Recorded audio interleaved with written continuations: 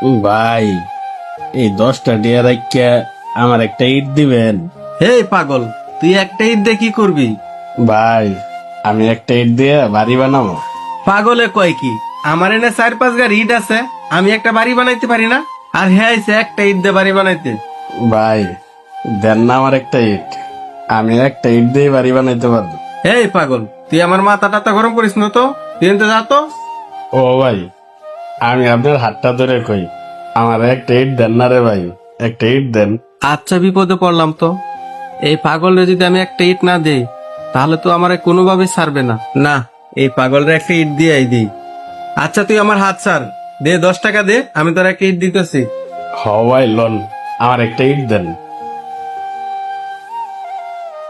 এই ধর, এই একটা ইট দেয়া তুই 10 তলা বাড়ি করিস। আচ্ছা ভাই।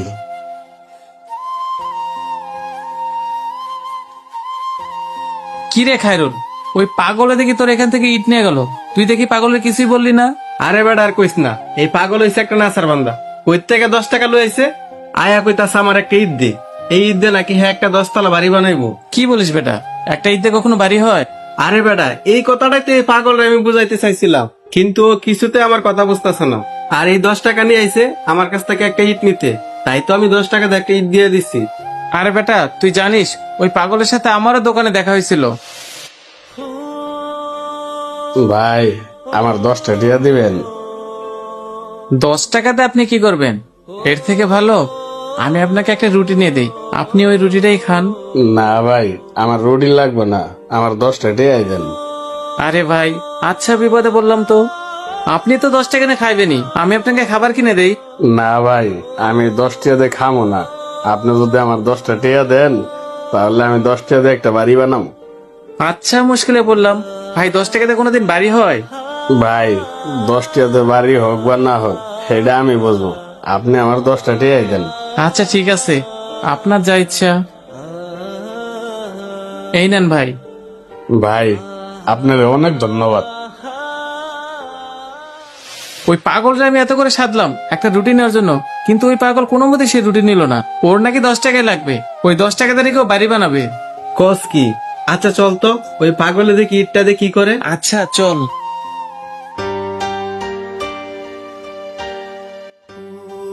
আসসালামু আলাইকুম হুজুর।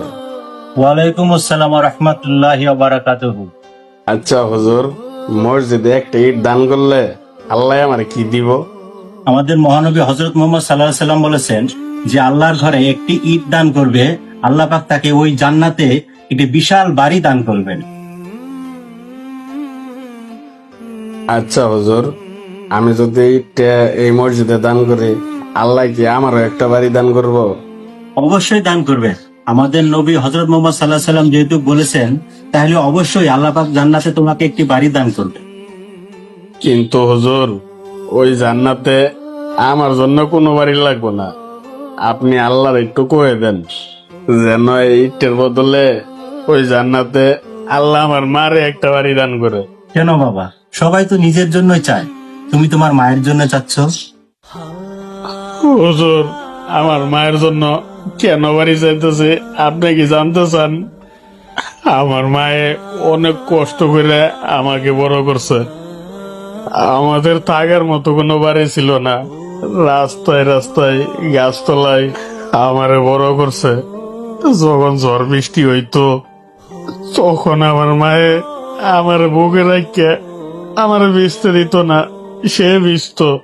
আজকে না হুজুর, আমার সেই দুঃখী মা বাচ্চা নাই, আমার মা আল্লাহটাকে সারা দিয়ে ওই উপরে চলে গেছে। আমার মায়ের তো দুনিয়াতে থাকার মতো কোনো বাড়ি ছিল না, ও অনেক কষ্ট করে থাকছে। আপনি একটু আল্লাহরে কয়ে দেন না আমার মারে যেন জান্নাতে একটা বাড়ি দেয়। বাজান রে, আমি অবশ্যই তোমার মায়ের জন্য দোয়া করব। যে মায় এত ভালো একটা ছেলে জন্ম দিয়ে রেখে গেছে, আল্লাহ পাক তার মাকে কখনোই কষ্টে রাখতে পারে না।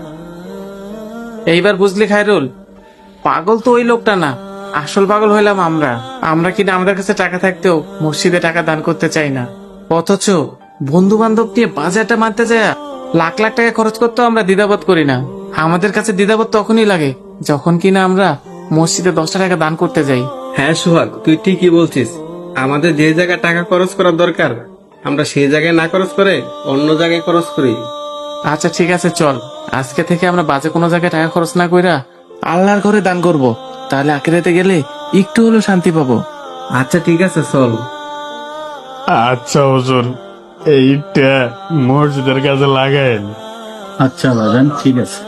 10 টাকার ইটের দাম দুনিয়া হয়তো কিছুই না, কিন্তু যারা মাকে ভালোবাসেন তাদের দাম আসমান সমান। যারা এই পাগলের মতো মাকে বেশি ভালোবাসেন তারা এই ভিডিওটি বেশি বেশি শেয়ার করে মা পাগল ছেলেদেরকে ভিডিওটি দেখার সুযোগ করে দিবেন। যাদের মা এখনো দুনিয়াতে বেঁচে আছে, আল্লাহ তাআলা তাদের মাকে নেক হায়াত দান করুক, আমিন।